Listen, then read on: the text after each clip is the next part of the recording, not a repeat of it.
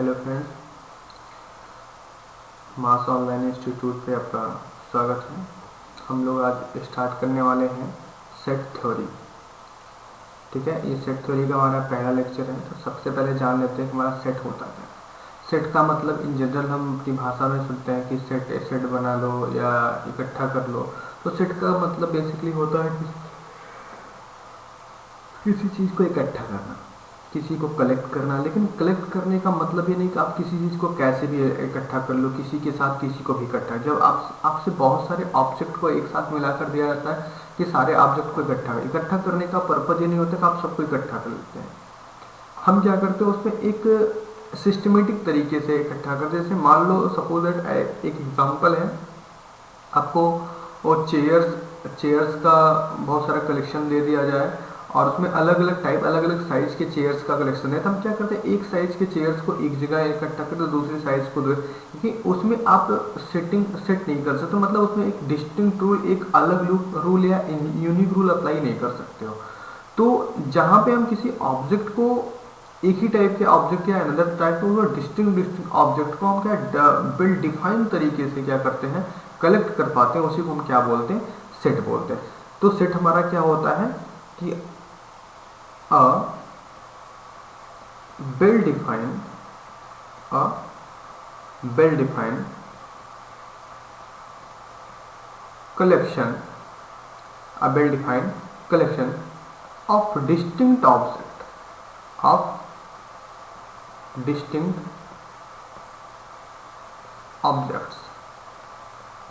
is known as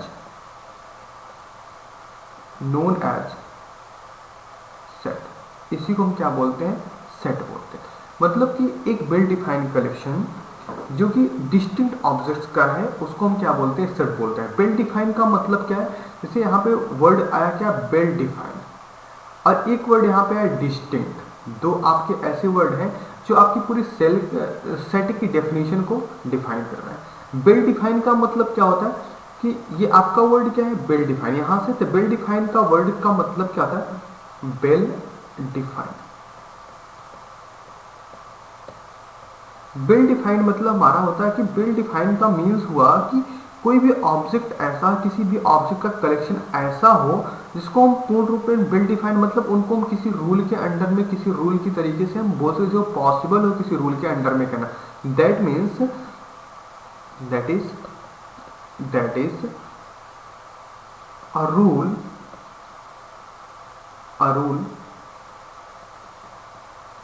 which is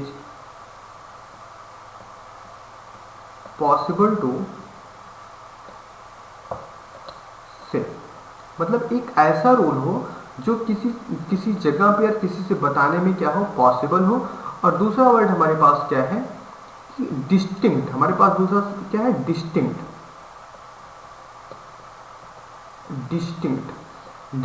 का मतलब क्या होता है, डिस्टिंक्ट का मतलब होता है एकदम टोटल का टोटल, कोई भी एलिमेंट रिपीट ना हो रहा हो, अलग अलग। डिस्टिंक्ट का मीनिंग ही क्या होता है, अलग अलग होना।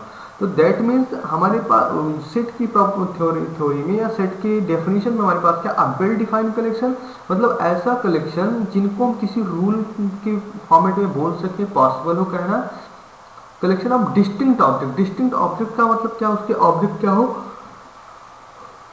अलग अलग हो, उसके डिफरेंट टाइप के ऑब्जेक्ट हो। That means be do not repeat. ऐसे एलिमेंट हो जहां पे हम बोल सकते हैं B do not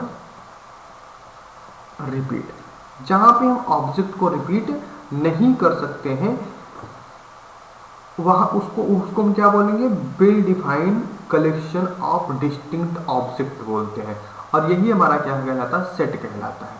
basically set को डिफाइन करने के लिए हमारे पास दो तरीके होते हैं। तो दैट मीन्स नेक्स्ट पॉइंट आपका है मेथड ऑफ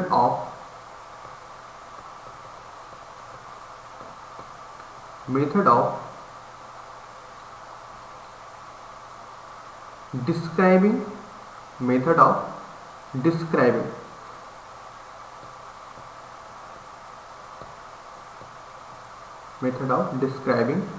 अ सेट। किसी सेट को डिस्क्राइब करना, किसी सेट को अगर हमको डिस्क्राइब करना होता है तो हमारे पास दो तरीके होते हैं। तो दो तरीके ऐसे हैं सेट को डिस्क्राइब कर। पहला हमारा सेट बिल्डर या रोस्टर बोलते हैं, कोई कोई रोस्टर पहले रखता है, कोई कोई सेट बिल्डर पहले रखता है। That means there are two method, there are two method, there are two method to describe a set. किसी सेट को डिस्क्राइब करने के हमारे पास दो मेथड होते हैं।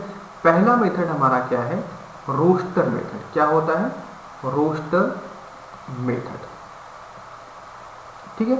और दूसरा हमारा क्या है, सेट बिल्डर। दूसरा हमारा क्या है, सेट बिल्डर मेथड होता है, सेट बिल्डर मेथड। तो रोस्टर मेथड और सेट, दो हमारे पास दो तरीके हैं हमारे पास, रोस्टर मेथड और सेट बिल्डर। तो सेट बिल्डर मेथड हमारे पास है ये, जो कि हमारा सेकंड मेथड है, ठीक, सेकंड मेथड। तो बात करते हैं कि आपका पहला मेथड, पहला रोस्टर मेथड क्या होता है। ठीक है, रोस्टर मेथड का यूज हम वहां करते हैं जैसे कि हमारे पास क्या एक लिमिटेड कलेक्शन है किसी चीज का, या किसी भी ऑब्जेक्ट का लिमिटेड कलेक्शन है, या जिसको हम अच्छे से काउंट करना तो मान लो छोटी चीज हो गई, फिर भी हम एक हमारे पास कलेक्शन जो है छोटा कलेक्शन हो। जब छोटे कलेक्शन की बात होती है तो हम इसको क्या करते हैं, जब एलिमेंट को एक साथ कलेक्ट करके, a method is described listing, यहाँ पे एलिमेंट को हम क्या कर रहे होते हैं, लिस्ट कर रहे होते हैं एलिमेंट को, या हम उनको सेपरेट कर रहे हैं, अलग अलग कर रहे होते हैं। ऐसी कंडीशन में हम रोस्टर मेथड का अप्लाई करते हैं। That means in this method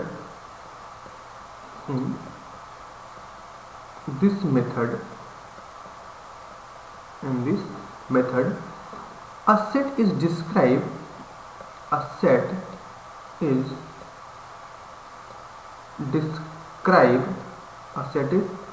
described by listing all its element, by listing all its elements. मतलब इसके सारे एलिमेंट्स को जब हम लिस्टिंग कर लेते हैं, लिस्ट के फॉर्मेट में बनाते हैं, उसी को हम क्या बोलते हैं, रोस्टर मेथड बोलते हैं। क्या बोलते हैं, रोस्टर मेथड बोलते हैं। जैसे एग्जांपल की अगर हम बात करें, तो एग्जांपल की बात करें तो इफ मान लेते हैं हमारे पास कुछ ऐसी बात दी गई जहां पे कि लिखा जाए, पहला example, if a is set of odd natural number, set of odd natural numbers, set of all natural numbers less than 10। अब देखो यहाँ पे हमने क्या बताया, रोस्टर मेथड का अप्लाई कब करते हैं, जब हमारे पास ऐसी कंडीशंस हो जहाँ पे हमारे पास बहुत छोटा सा अमाउंट है, छोटा सा कलेक्शन लेना हो, वहां पे हम क्या करते हैं, रोस्टर मेथड का यूज करते हैं। अब क्या बोला गया, if A is the set of odd natural number less than 10, मतलब 10 से छोटे सभी नेचुरल नंबर के कलेक्शन को हमको क्या करना, सेट फॉर्म में करना है। दैट मीन्स यहाँ पे हमारे पास क्या हो जाएगा, लिखेंगे ए इज इक्वल टू, हम क्या अप्लाई करेंगे, करली ब्रैकेट अप्लाई करेंगे, और ऑड नेचुरल नंबर में कौन आएगा, 1 आएगा, 3 आएगा, 5 आएगा और 7 आएगा, अगला हमारा 9 आएगा। यही इतने डिजिट आपके आएंगे, और इसको करली ब्रैकेट में अगर हम लिख देंगे तो यही हमारा क्या हो गया, रोस्टर मेथड हो गया। तो रोस्टर मेथड हमारा क्या होता है, एक छोटे कलेक्शन के लिए, छोटे अगर हमारे पास कम एलिमेंट है, थोड़े एलिमेंट है, ऐसी कंडीशन में जब हमको क्या करना होता है, कलेक्ट करना होता है किसी को, तो हम वहां पे किसका, रोस्टर मेथड का अप्लाई करते हैं। क्लियर। अगली बात आती है हमारा सेट बिल्डर का। किसकी बात है, सेट बिल्डर। दूसरा हमारा क्या है, set builder, set builder method. Set builder में कंडीशन का, सेट बिल्डर का यूज हम तब करते हैं जब हमारे पास कलेक्शन क्या हो, ज्यादा हो। कलेक्शन ज्यादा होगा मतलब हम क्या बोलते हैं, कि set of all natural number. अभी मैं यहाँ पे मैंने बोला कि अ set of odd natural number less than 10 बोला था, लेकिन अभी हम बोलते हैं set of all natural number. तो ऑल नेचुरल नंबर में तो हमको पता है इनफाइनाइट होते हैं, लेकिन उनको अगर हम लिस्ट में इस तरह से लिखने की कोशिश करें तो डायरेक्टली नहीं लिख सकते। या फिर हम बोल दें कि ऑल ऑड नंबर्स, या फिर बोल दें ऑल ऑल इवन नंबर्स का कलेक्शन आपको बनाना है। तो ऐसी कंडीशन में हम क्या करते हैं, हम एक सेट बिल्डर मेथड, जो हमारा सेकंड मेथड है, सेट बिल्डर के फॉर्मेट में लिखना शुरू कर देते हैं। तो that means set builder method हम किसको बोलते हैं, दैट मीन्स हमारा क्या हो गया, listing the element, listing the element, listing the elements of a set, of a set, sometime difficult,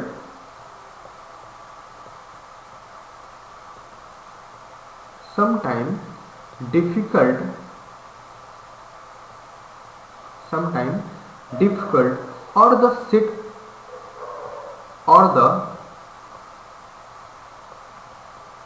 set, or the set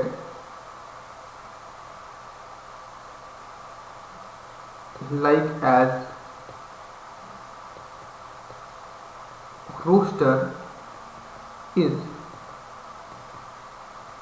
impossible,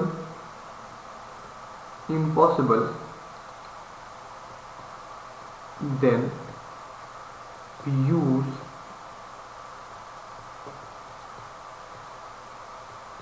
set builder method. हम क्या करते हैं, सेट बिल्डर मेथड का यूज करते हैं। एग्जाम्पल के रूप में अगर हम एग्जाम्पल ले लें सेट बिल्डर मेथड से, एग्जाम्पल हमारा एग्जाम्पल हमारा क्या है, set of all odd number. पहला है set of all odd numbers. तो पहला एग्जांपल हमारा क्या है, set of all odd numbers. ऐसी कंडीशन में ध्यान दो, जब हम उसको आप रोस्टर सेट बिल्डर फॉर्म में लिखो तो हम क्या कहेंगे, A is equal to curly bracket x such that x is all odd numbers. जहां पे हमारा एक्स क्या है, ऑल ऑड नंबर। या दूसरे एग्जांपल की बात करें तो set A has all natural numbers। तो इसको जब सेट बिल्डर में लिखेंगे तो A इज इक्वल टू क्या लिखेंगे, A is equal to x such that x is all natural numbers. तो हमारा क्या होगा, सेट ऑल नेचुरल नंबर्स हो जाएगा। तो हमारे पास सेट को डिफाइन करने के यही दो तरीके होते हैं। पहला हमारा क्या होता है, रोस्टर फॉर्मेट होता है, दूसरा हमारा क्या है, सेट बिल्डर फॉर्मेट होता है। क्लियर। तो सेट क्या होता है, सेट एक वेल डिफाइंड कलेक्शन होता है जो डिस्टिंक्ट ऑब्जेक्ट के कलेक्शन से बना हुआ होता है, उसको हम सेट बोलते हैं।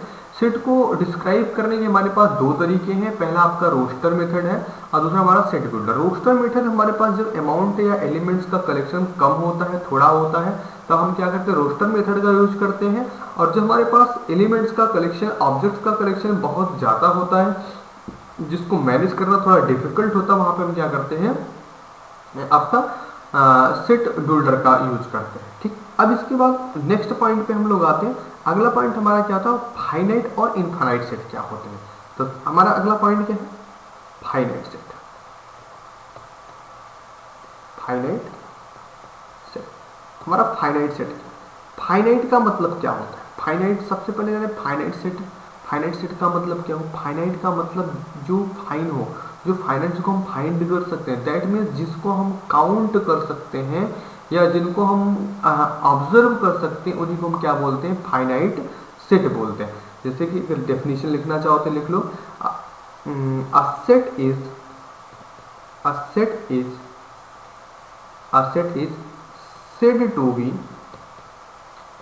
said to be finite set finite set if the number of the number of its element number of its elements is finite. Finite, that means, that is, element can be counted, element can be counted, या हम element को क्या कर सकें, count कर सकें, या one by one observe कर सकते हैं, वन बाई वन ऑब्जर्व, या वन बाई वन हम इसको क्या कर सके, ऑब्जर्व कर रहे हैं with the counting of, with the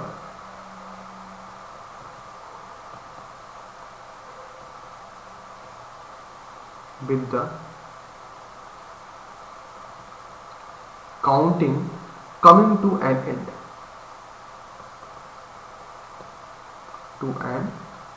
end, मतलब क्या हुआ कि अगर हमारे पास जो फाइनाइट सेट होता है, जिसको हम फाइनाइट बोलते हैं, तो फाइनाइट सेट का मतलब होता है a set is set to be a set is set to be a finite set if the number of its element is finite. अगर इसके एलिमेंट सब क्या हो जाए, फाइनाइट हो जाए। फाइनाइट का मीनिंग क्या होता है, एलिमेंट कैन बी काउंटेड, ऐसे एलिमेंट जिनको हम क्या कर सकते हैं, काउंट कर सकते हैं वन बाई वन, उनको क्या वन बाई वन काउंट कर सकते हैं, observe with the counting coming to one end, मतलब उनकी काउंटिंग एक एंड से दूसरे एंड तक पॉसिबल हो। जैसे एग्जाम्पल की बात अगर हम करें, तो अगर हम एग्जाम्पल लेते हैं,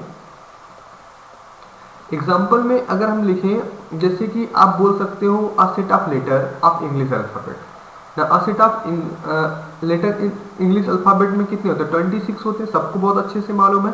तो अगर पहले एग्जाम्पल की बात करें, अ set of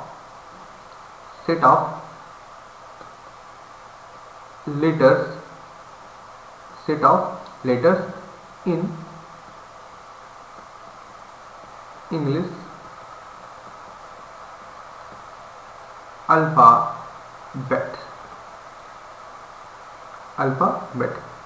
is finite set.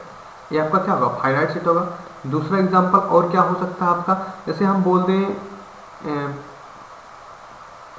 Set of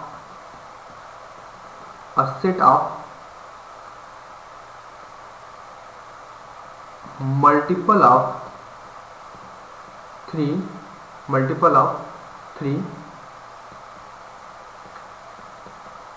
less than 300, इसको भी हम काउंट कर सकते हैं। दैट मीन्स फाइनाइट सेट वे होते हैं जिनको हम आसानी से काउंट कर सकें, ऑब्जर्व कर सकें, उन्हीं को हम क्या बोलते हैं, फाइनाइट सेट बोलते हैं। क्लियर। नेक्स्ट टॉपिक हमारा क्या होगा, अगला होगा इनफाइनाइट सेट। क्या होगा, इनफाइनाइट सेट। अगला पॉइंट क्या है, इनफाइनाइट सेट है। तो इनफाइनाइट सेट क्या होता है, तो सेम कंडीशन, अगर हमारा फाइनाइट सेट है, a set is set to be finite set if the number of its element is finite, that means इनको हम काउंट कर सकते हैं। दैट मीन्स इनफाइनाइट का मतलब क्या था, ऐसे सेट जिसको हम काउंट नहीं कर सकते। दैट मीन्स क्या बन जाएगा, a set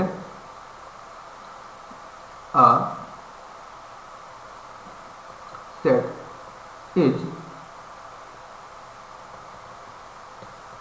said to be infinite if the number of its element is infinite. That means, that is, elements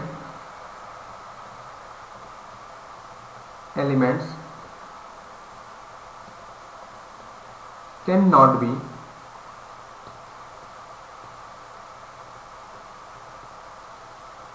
counted. That means जब हम एलिमेंट्स को आसानी से काउंट नहीं कर सकते हैं, उनको आसानी से ऑब्जर्व नहीं कर सकते कितना है कहाँ तक है, तो ऐसी कंडीशन में हम क्या बोलते हैं, उसको इनफाइनाइट सेट बोलते हैं। मतलब जिसको 1 by 1 ऑब्जर्व नहीं किया जा सकता काउंटिंग एट इन तक। क्लियर? एग्जाम्पल की अगर हम बात करें तो एग्जाम्पल में आपके पास बहुत सारे एग्जाम्पल्स हैं, जिसमें यहाँ पे लिख सकते हैं एग्जाम्पल के रूप में। एग्जाम्पल आपका फर्स्ट एग्जाम्पल होगा, जैसे कि हम बोले set of all point plane alpha is an infinite. जैसे बोलते हैं set of all points is a plane alpha an infinite set. या फिर सबसे सिंपल एग्जाम्पल की बात करें, इनफाइनाइट सेट में हमारे पास कौन कौन आता है, सेट ऑफ नेचुरल नंबर, दूसरा आपका सेट ऑफ रेशनल नंबर्स। इस तरह आपका नेचुरल आपका इंटीजर भी होगा, रियल नंबर भी होगा आपका। ये सब क्या है, ये पूरा का पूरा कलेक्शन हमारा क्या है, इस इनफाइनाइट सेट का कलेक्शन होता है। क्या होता है, इनफाइनाइट सेट का कलेक्शन होता है। क्लियर? इनफाइनाइट सेट और फाइनाइट सेट समझ में आ गया आपका। इनफाइनाइट सेट और फाइनाइट सेट क्या होता है, ऐसा सेट जहां पे हम सारे एलिमेंट को या उनके एलिमेंट को 1 to 1 स्टेप बाय स्टेप हम काउंट कर सकते हैं, और हमारा क्या होता है, फाइनाइट सेट होता है। और उसके बाद हमारा क्या था, infinite set a set set to be infinite if the number of its element is infinite. अगर इसके एलिमेंट क्या होते हैं, इनफाइनाइट हो जाते हैं, उनको हम क्या बोलते हैं, इनफाइनाइट। इनमें जैसे set of natural number, whole number, बहुत सारे एग्जांपल्स आपके पास हैं, हम बचपन से पढ़ते आ रहे हैं। अगला पॉइंट हमारा आता है, अगर अगले पॉइंट पे ध्यान दिया था, अगला हमारा क्या था, नल सेट। क्या होता है, नल सेट। अगला हमारा क्या है, नल सेट। नल सेट क्या होता है, ऐसा सेट जहां पे कोई भी एलिमेंट ना हो, जहां पर कोई भी एलिमेंट ना हो लेकिन वो सेट हो, डिफाइन हो, उसको हम क्या बोलते हैं, नल सेट बोलते हैं। दैट मीन्स अगर हम लिखें, a set having no element, अ सेट having no element is known as null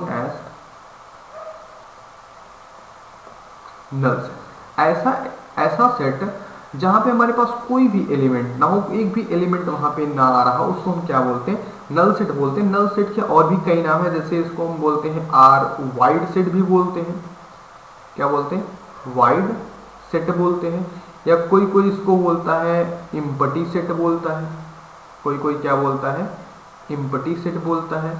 या फिर इम्पटी सेट, जहां तक इतना सा नाम इसका, नल है, वाइड है, इम्पटी सेट है, ये इनके अलग अलग नाम से जाना जाता है इनको। तो नल सेट का मतलब होता है ऐसा सेट जिसके पास कोई भी एलिमेंट ना हो, उसको नल सेट या वाइड सेट या फिर इम्पटी सेट कहते हैं। It is denoted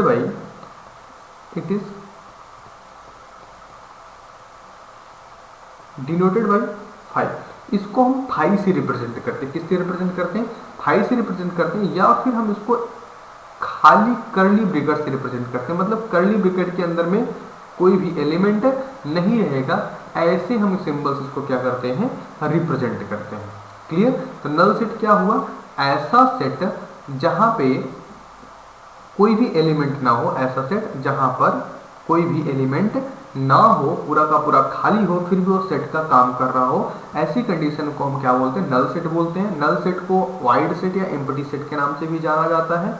it is denoted by 5। इसको हम क्या, 5 एक सिंबल है जिससे हम क्या करते हैं, इसको डिनोट करते हैं। अगर एग्जाम्पल की बात करें तो जैसे हम अगर एग्जाम्पल ले लें, एग्जाम्पल में आपका पहला एग्जाम्पल जैसे आपसे बोला जाए कि पहला एग्जाम्पल हम लिखते हैं, x such that x in are. हम मान लेते हैं ये कौन सा मेथड है, अभी हम पीछे पढ़ा के आ रहे हैं, सेट बिल्डर मेथड में है। सेट बिल्डर हम इसको लिख रहे हैं, x such that x in are is an